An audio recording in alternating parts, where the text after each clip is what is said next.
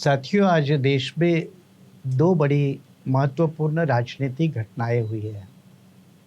एक, महाराष्ट्र में लगभग 40 दिन के बाद बीजेपी और शिवसेना का रिबेल ग्रुप, इनके मंत्रिमंडल का आज विस्तार हुआ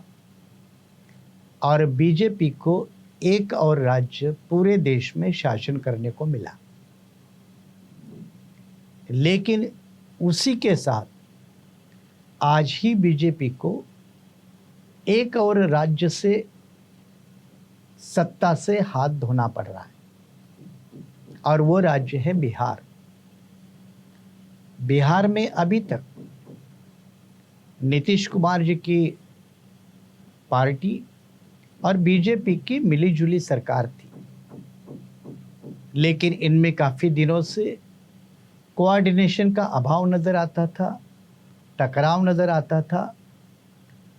और ख़ास करके जब भारतीय जनता पार्टी के अध्यक्ष जेपी नड्डा, इन्होंने बिहार में ही एक भाषण करते वक्त पिछले हफ्ते बीजेपी की रणनीति को स्पष्ट करते हुए कहा कि भविष्य में आने वाले 25 साल तक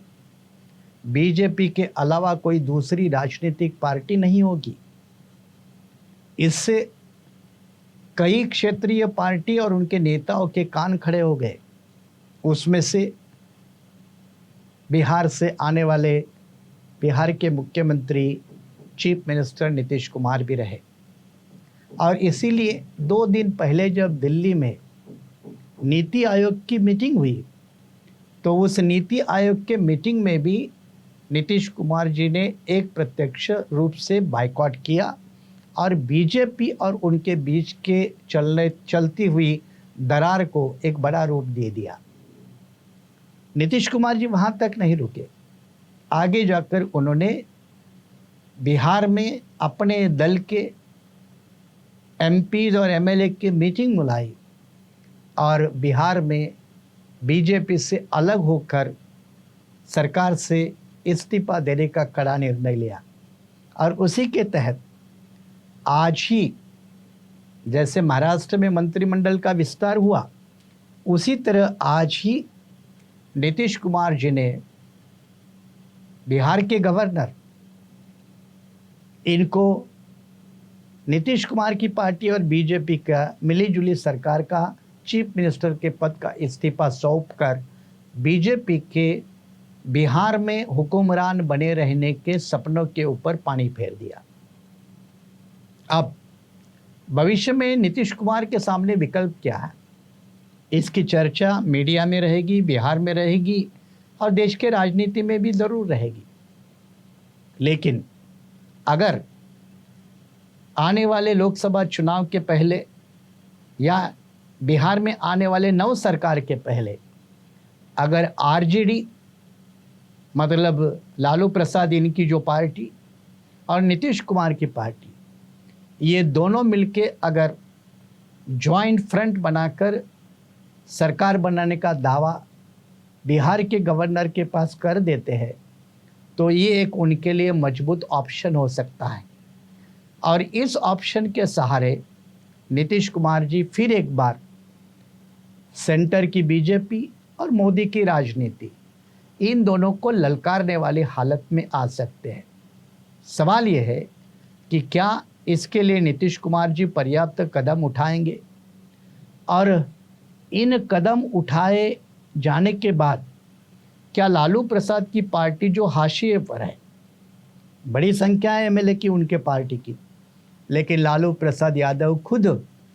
बीजेपी के कारनामे का शिकार होने का जब बार बार दावा करते हैं, तो तेजस्वी यादव या लालू प्रसाद जी के पार्टी के तमाम नेता,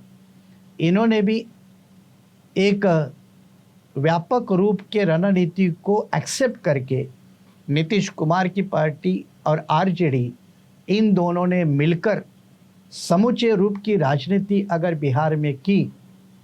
और उसको अप्रत्यक्ष रूप से साथ कांग्रेस पार्टी की मिलेगी ही, तो बीजेपी का बिहार के राजनीति से ख़त्म होना ये तय है। जब भारतीय जनता पार्टी एक आक्रामक राजनीति तेवर के साथ हमारे अलावा कोई दूसरी पार्टी इस देश में नहीं होगी, ये खुला चैलेंज लेकर जब देश भर काम करती है, ऐसे वक्त में देश में 40 सांसद देने वाले बिहार के भूमि को बीजेपी को छोड़ना पड़ेगा और नीतीश कुमार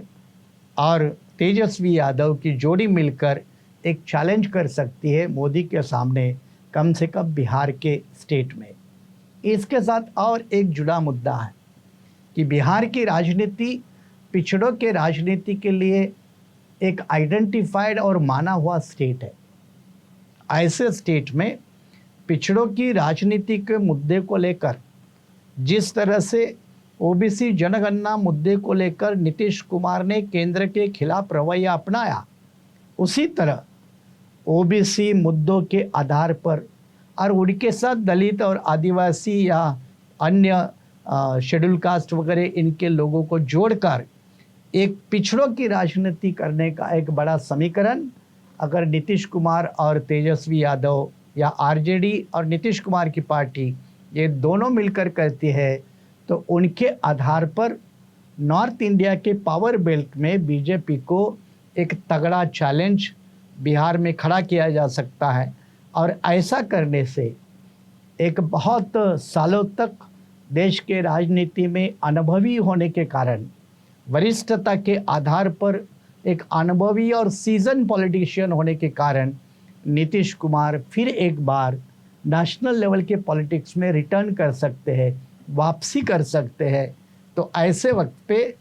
बीजेपी के लिए बिहार एक खतरा बनेगा और नीतीश कुमार और तेजस्वी यादव इनके लिए एक अपॉर्चुनिटी बनेगी, एक मौका मिलेगा। देखना ये है